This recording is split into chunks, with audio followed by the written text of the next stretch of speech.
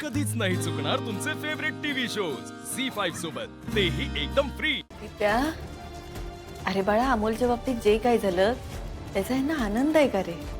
त्यांना विचार किती ते काय स्वप्नील सर, रुपाली ताई, मोना, बोला की अमोल बरे सगळं घडतंय त्याबद्दल काय वाटतं तुम्हाला?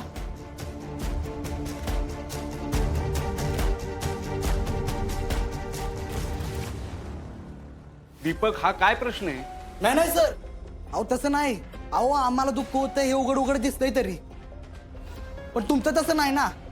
तुमचे खायचे दात वेगळे आहेत आणि दाखवायचे दात वेगळे आहेत म्हणून विचारलं. ए दिप्या, तर घरात आधीच वातावरण चांगलं नाही तर तू काय लावलंय सकाळ सकाळ? दाजी, ही सगळी माणसं कुठे आहेत? त्यांना ते विचारा असं का वागले?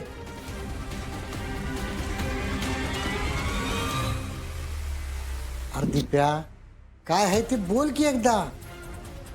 काय सर, तुम्ही सांगताय का मी सांगू? तुम्हाला तोंड कुठं आहे म्हणा सांगायला? एक मिनिट दिप्या, काय झालं बाळा? दिदे, अमोलच्या आजारपणाबद्दल माहित होतं या ठिकाणी, माहित होतं या ठिकाणी.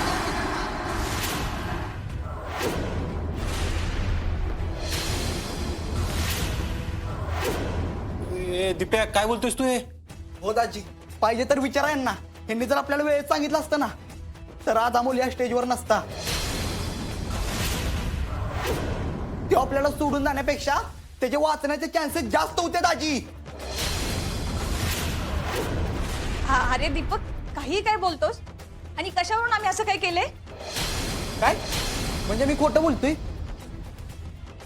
तुम्ही दवाखान्यात जे काय बोलत होता ते सगळं खोटं होतं? अहो, मला जेव्हा पहिल्यांदा कळलं होतं ना तेव्हा माझ्या पायाखालची तर जमीनच सरकली होती. माझी पण अवस्था हीच होती रुपाली ताई. ही गोष्ट आपल्याला आधीपासून माहित होती, याची कुठेही वाच्यता करू नका. हो सर, तुम्ही काय काय बोलत होता सांगू मी आता?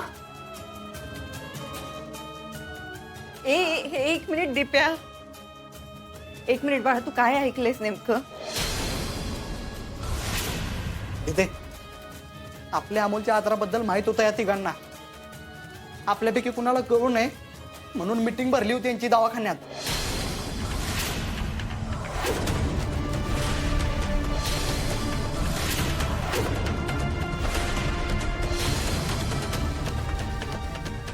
दिप्या, अरे तू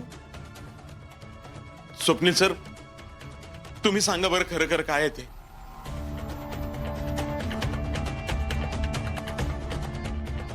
बापू जरा थांबा.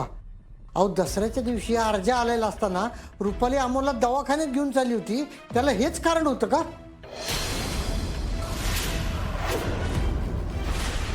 मला आज स्वयंपाकाचं जमेल असं नाही वाटत आहे. रुपाली, काय झालं ग? मामनजी, अहो डॉक्टरांची अपॉइंटमेंट घेतली ना मी आजची, मग तिकडे जाऊन आले असते मी. विनय काका, अरे बरोबर, मागच्या काही दिवसात रुपाली त्यांचं वागणं बदललं होतं. हे सगळेजण आपण बघत होतो. पण तुम्हाला आठवतंय का, रुपाली त्या अचानक तिच्यावर चांगल्या वागायला लागल्या. अरे दीपक, मग हे काय चांगलं नाहीये का? एक मिनिट रुपाली ताई, हे चांगलं आहे पण दिप्या म्हणतो ते पण बरोबर आहे ना. अचानक हा चांगला बदल घडला याचा मी पण विचार नाही केला अहो कधीच. म्हणजे आधी रुपाली बहिणी अक्षरशः आप्पीला पाण्यात बघायच्या आणि आता त्यांना आप्पी बरोबरचे सगळे वाद मिटूशी वाटले, चांगलं वागावंच वाटलं. अगदी खरंय रुपाली, मूल होण्याची शक्यता आहे का हे बघायला तू दवाखान्यात गेली होतीस, तेव्हा तिथून आल्यावर स्वतःला कोंडून घेतलं. तेव्हा जे तू कारण सांगितलं ते खरं होतं का ग? अहो काय नाही विनू बाबा, यांना अमोल सोबत राहता यावं म्हणून हे सगळं केलं यांनी. ही सगळी नाटकं होती यांची. बरोबर आहे ना रुपाली ताई? आणि ते मेनोपॉज तुम्ही बोलला होतात ना सर. अगं ते पण सगळं खोटं असणार आहे तिथे. माणसानं पचल तेवढंच खावं आणि दुसऱ्याला खरं वाटावं एवढंच खोटं बोलावं. हे बहुतेक लक्षात राहिलं नाही या रुपाली ताईंच्या. दीपक, बास कर. आमच्यावर असे आरोप लावणं थांबव आता. स्वप्नील, अरे आपण सगळे एकत्र राहतो, त्यामुळं घरातल्या माणसांना तुला जाब विचारायचा अधिकार आहे.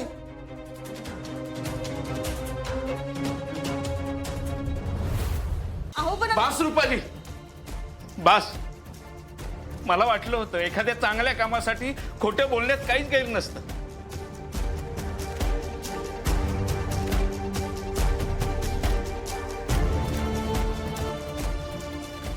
पण एक खोटेपणाचं ओझं नाही पेलं होतं आता. अर्जुन, अपर्णा, दीपक म्हणतो ते खरं आहे.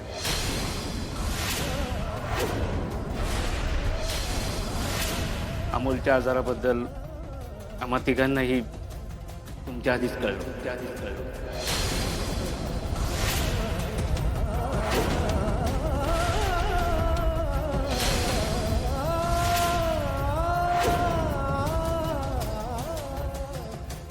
बघितलं का दाजी दिदे, मगाच्या बसनं नुसतं खोटं बोलत राहिलं या रुपाली ते आपल्यावर. दीपक, मला मान्य आहे मी खोटं बोलले, अरे पण त्या पाठीमागं काही कारण होती. रुपाली ताई बास, अहो का वागताय तुम्ही असं? आमच्याशी असं वागून काय मिळतंय तुम्हाला सांगा ना. प्रत्येक वेळी काही ना काही कारण असतं तुमच्याकडे, यावेळी काही नव्हतं तर अमोलचा आजार पण लपवून ठेवला तुम्ही. रुपाली ताई, अहो माझा अमोल माझ्या काळजाचा तुकडा आहे, माहिती आहे ना तुम्हाला.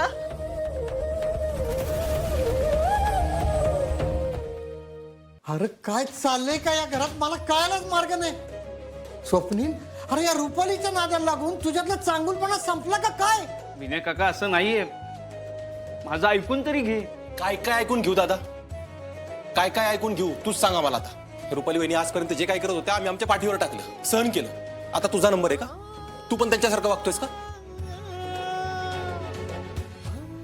अर्जुन, अरे असं रागवू नकोस. रागावलं नाही दादा, रागावलं नाही, दुखावलोय. आजपर्यंत आयुष्यात ज्यांच्यावर विश्वास ठेवता यावा अशी 4 माणसं कमवू शकलो नाही मी. याची लाज वाटते मला माझीच लाज वाटते दादा. दिदे, हे दोघ जण जेवढे दोषी आहेत ना तेवढी मोना पण आहे. तिला पण माहित होतं हे सगळं, पण एका शब्दानं मला पण नाही सांगितलंय ना. अहो तुमचा राग साहजिक आहे, पण माझं एकदा ऐकून घ्या ना. आम्ही हे सगळं का केलं, प्लीज. मोना, अगं तू घरात सगळ्यात तुझ्यापेक्षा सगळे मोठे आहेत का? तुला कळतंय का तू काय केलंयस? बापू, आज अमोलची जी अवस्था आहे ना त्याला जबाबदार माझी बायको पण आहे. यावेळी विचार पण सहन होईना झालाय मला कालपासून.